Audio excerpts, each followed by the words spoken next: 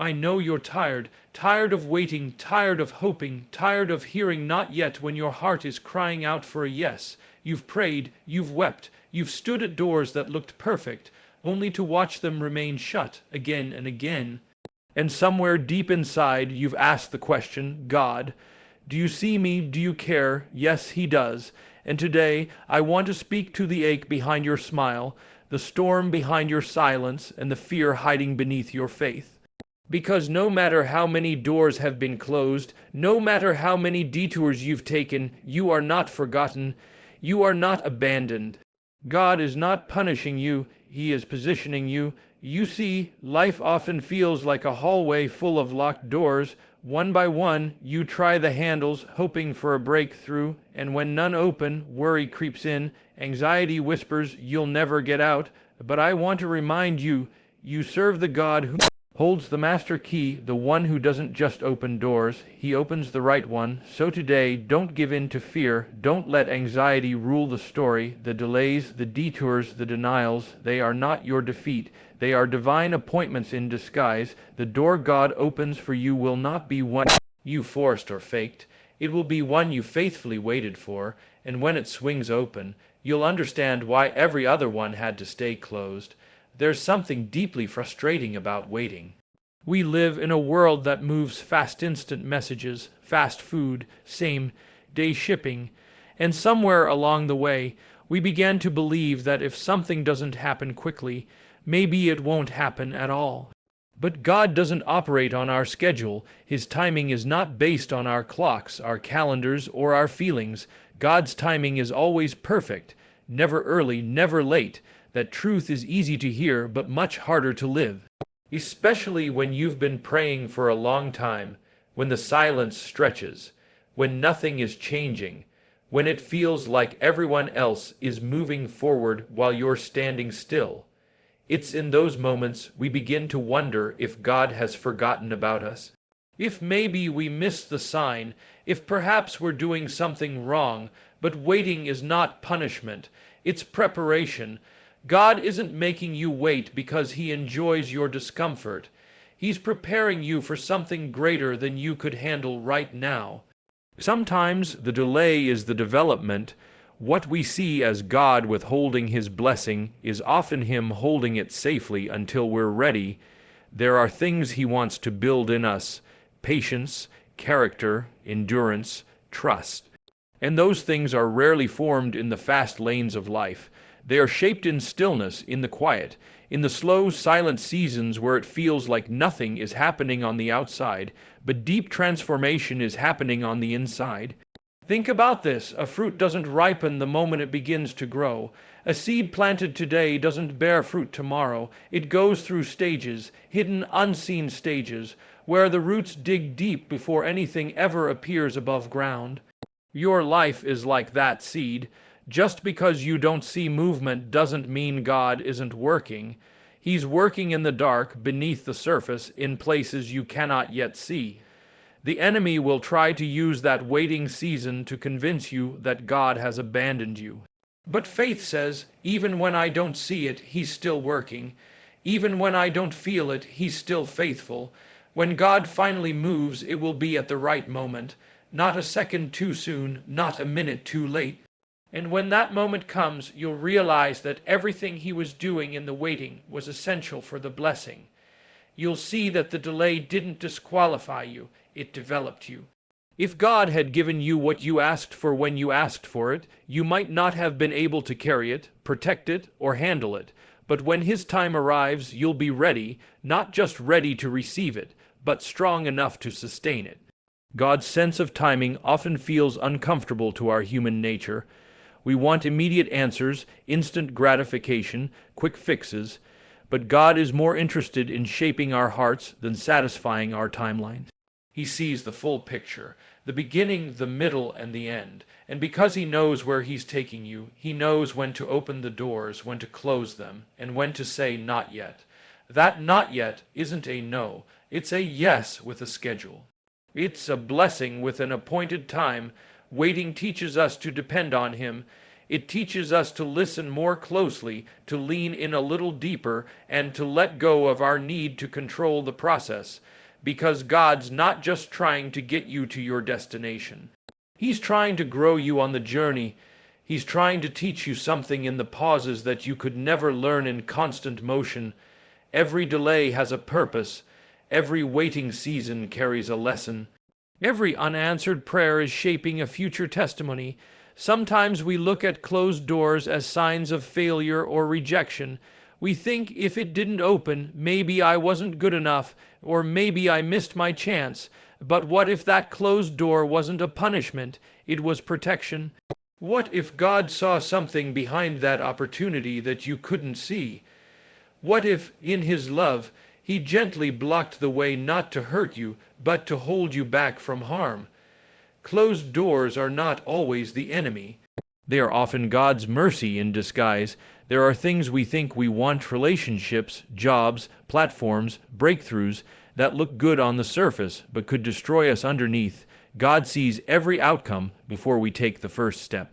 He knows what that yes would cost you. He knows the weight behind what seems like a dream, and in His kindness He shuts the door, not to withhold good from you, but to make room for His best. You were never created to chase everything that looks promising. You were created to follow His path, His plan, and His peace.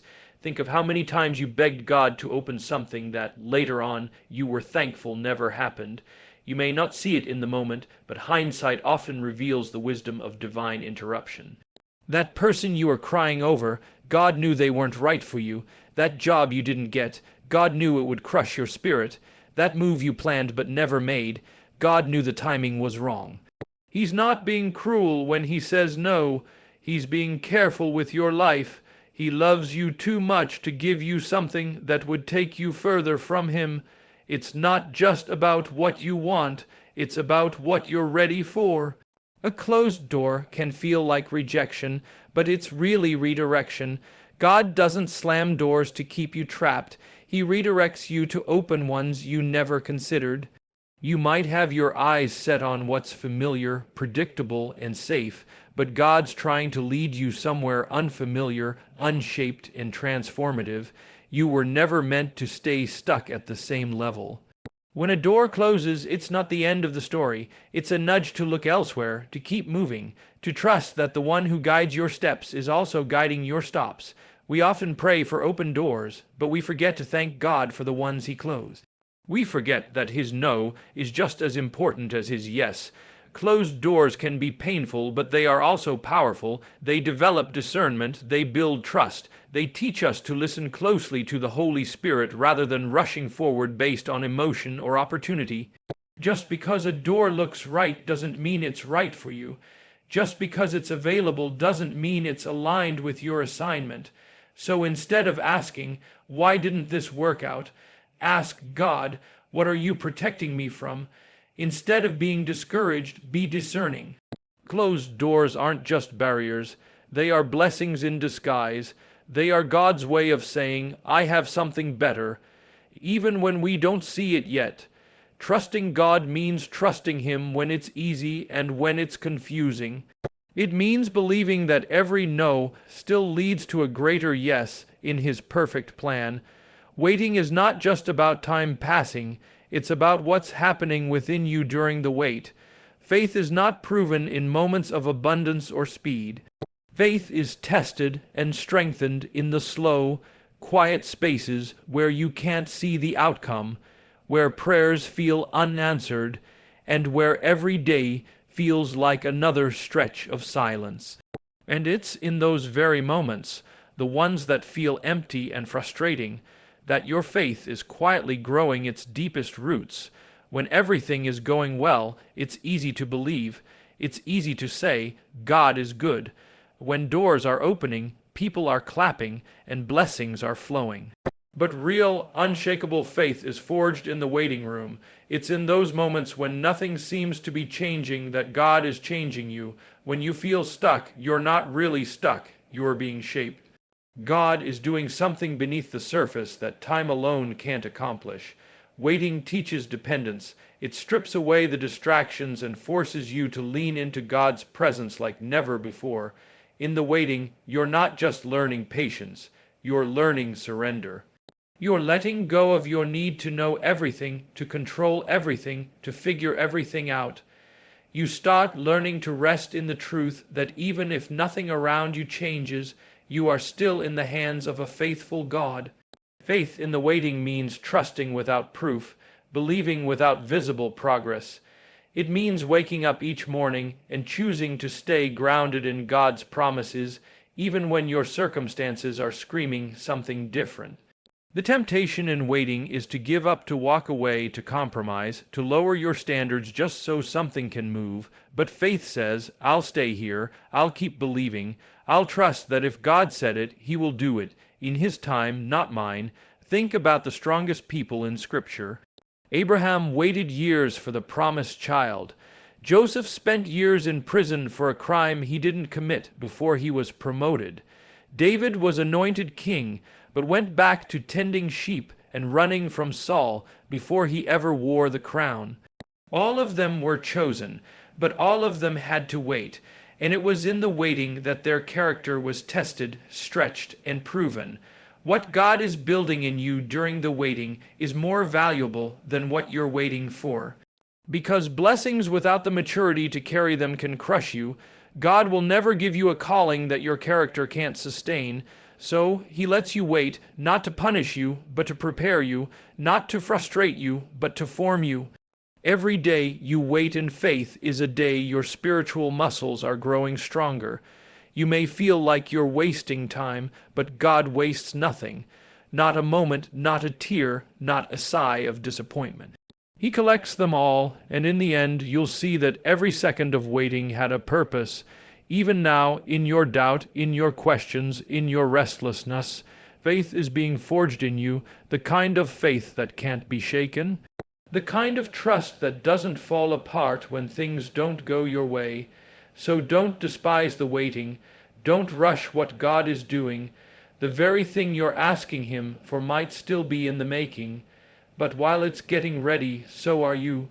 The longer you wait in obedience, the deeper your trust becomes, and deep trust leads to a deeper relationship, and that is what matters most to God. So often we feel the pressure to make things happen on our own. We look at our circumstances and think, if I don't do something now, I'll miss my chance. That anxiety pushes us to force doors open, to chase people, to manipulate situations, and to strive in our own strength. But when God has ordained something for you, you don't have to force it. What He has spoken over your life will come to pass, not by striving, but by surrender, not by manipulation, but by trust. You don't have to chase what's already yours in heaven's plan. What's meant for you won't miss you, and what misses you was never meant to stay. When we try to make things happen in our own timing and our own way, we often end up stepping out of alignment with God's will. We grab hold of things we're not ready for, or things that were never designed to bless us. That's why it's so important to wait for what is ordained, not just what is available. There's a peace that comes when you finally realize you're not the one holding the plan together. God is. He's the one writing your story, and He's already declared the ending before you even reach the beginning. Your job is not to figure out every detail. Your role is to walk in obedience, one step at a time. When you live this way, you stop trying to prove yourself. You stop comparing your journey to someone else's highlight reel. You stop begging for what looks good and start trusting God for what is good. Trying to force what's not ready will only lead to frustration. Just like a butterfly can't be forced out of its cocoon, or fruit can't be rushed to ripen, your calling has a process, and when you rush it, you damage what God is carefully forming. God is never in a hurry, and He's not asking you to be either. Resting in His plan means you don't panic when things don't move fast. You don't crumble when a door doesn't open. You simply say, God, I know you're working even when I can't see it. When you force your way forward, you'll often find yourself burned out, disappointed, and confused. But when you wait for the door that God opens, everything fits. The timing, the peace, the provision, it all flows. You don't have to beg people to stay. You don't have to convince someone to choose you. You don't have to manipulate a moment to look like a miracle. When it's God, the door will open with ease, not with anxiety. The grace that follows will be confirmation that you're where you're supposed to be. Stop carrying the pressure to perform and start trusting the plan that's already in place. You are not behind. You are not overlooked. God is not scrambling to fix your future. He already knows what He's doing. You don't have to fake strength. He gives it. You don't have to force connections. He aligns them. You don't have to fight your way into purpose. It's already written. You can stop striving and start resting. You can lay down the burden of making it all work and pick up the peace that comes from knowing God is in control. He is the author of your story, and the chapters you haven't read yet are already filled with His faithfulness. Worry is the enemy of peace, and it creeps in when we feel like we're losing control. It tells us, you have to figure it out. It whispers, what if it never gets better? It keeps us up at night, replaying every scenario, imagining every worst-case outcome. And yet, in all that anxious striving, nothing actually changes, except our health, our focus, and our ability to hear God clearly. The truth is, peace doesn't come from having all the answers. It comes from knowing who holds the answers. You don't need to have everything figured out to rest. You don't need to see the whole picture to walk in peace. When you trust the one who sees the end from the beginning, you stop needing to be in charge of every outcome. You can breathe again. You can live again. You can release the weight you were never meant to carry. Worry drains you, but trust sustains you, and God never asked you to carry the weight of tomorrow on your shoulders today. The more we try to control, the more anxious we become, but the more we trust, the freer we become. Control is an illusion anyway. You can't control what people do. You can't control the economy, the weather, the outcomes, or the timing. But you can choose how you respond. You can choose to say, God, I don't know what's next, but I know you, and that's enough for me right now. God's peace is not a reward for having a perfect life. It's a gift that flows from trusting His heart, even when His hand seems hidden. Sometimes we think peace will come after the breakthrough, but real peace shows up before the door opens. It's that deep stillness in your soul that says, even if nothing changes right now, I know God is still good. He's still working. He hasn't brought me this far to leave me now. When peace becomes your posture, it becomes your power. You stop reacting to every delay with panic. You stop viewing every detour as a disaster. You start saying, God must be doing something I can't see yet. That's the kind of mindset that silences fear. That's the kind of trust that makes hell nervous, because the enemy can't shake a person who has made peace their position. Letting go isn't a sign of weakness, it's a sign of wisdom.